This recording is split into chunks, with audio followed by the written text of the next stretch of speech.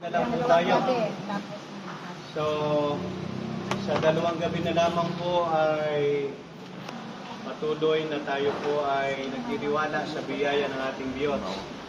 At sa Sabado po ng tanghali, at loobin ng Diyos na kung kakayanin natin sa umaga, pagkatapos po ng sermon, ginagawa ko na po kasi dito since last year pa. Pagkatapos ng sermon, bago mag-closing song, nagbibinyag na po ako. Para ang congregation, nakikita po lahat nila yung binibinyagan. So, magkakaroon po tayo ng baptism ng 11:40. 11:40. Opo, kasi mga 11:30, 11:35 tapos na ang sermon. Medyo maaga naman ang sermon. So what if after all the things, then we start at 11:30, so I have 5 minutes, sermon? No. Kasi minsan gano'n, di ba? Mas maaga dito. Okay lang, so we have to start early. Ilas yung announcement. Start po tayo ng 10:30.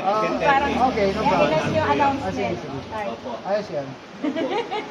So, that happened before. Dalangin po natin ang biyaya ng Diyos sa mga tinatawag po ng Panginoon upang tumanggap sa Kanya sa pamamagitan ng bautismo. Ang apo ng Tatay Cory, wala dito Tatay Cory.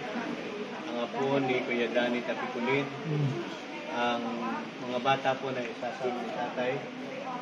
At iba po nating mga interest. Isa po sa interest ng Panginoon at siya ang ating kapamilya at sinasama. Sister, ano pangalan mo?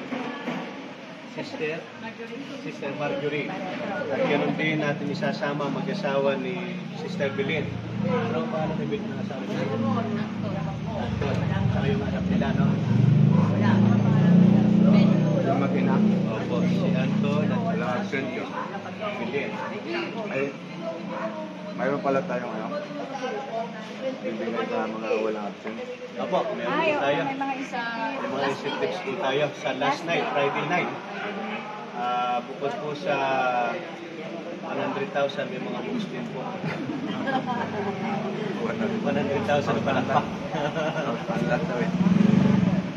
So tayo po ay mag-pray, mga kapatid.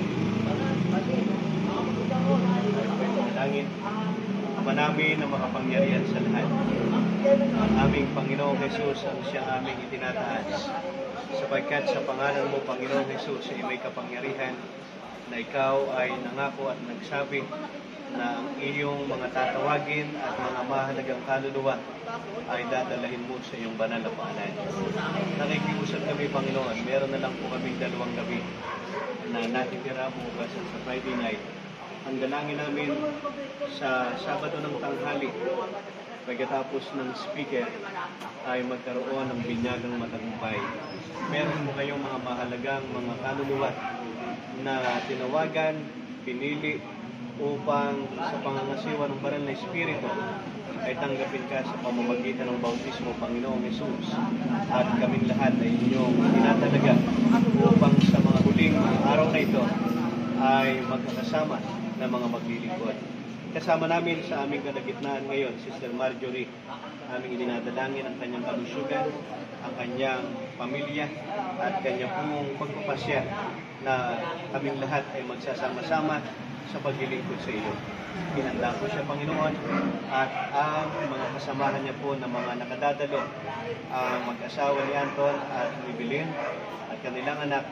Ganun din ang mga batang nakakasama ng Tatay Baruan, kanila pong mga kapitbahay, ang mga apo ni Brother Danny Tapiculin, at ilan pa sa mga interest na aming mga nakakasama gabi-gabi ay aming idinadalangin. Kasama rin po ang mga pamangkin at naisasama na mag-asawa ni Erwin at ni Beverly at ang kapitbahay ni Brother Jerry Montanilla at iba pong mga interest na kayo ang siyang tatawag dakilang Diyos. At instrumento mo kami na kayo maluwalhati at maitaas sa aming sama-samang paglilingkod at patuloy na pagpapala sa grupo ni Elder James Cardley at sa aming lahat ng mga opisyalis ng Iglesia at mga kapatiran ng iyong basbas ay aming patuloy na tanggapin sa pangalan ng Ama, ng Anak at ng Banal na Espiritu. Amen. Amen. Maraming salamat mga kapatid. Good night po. Hindi pa naman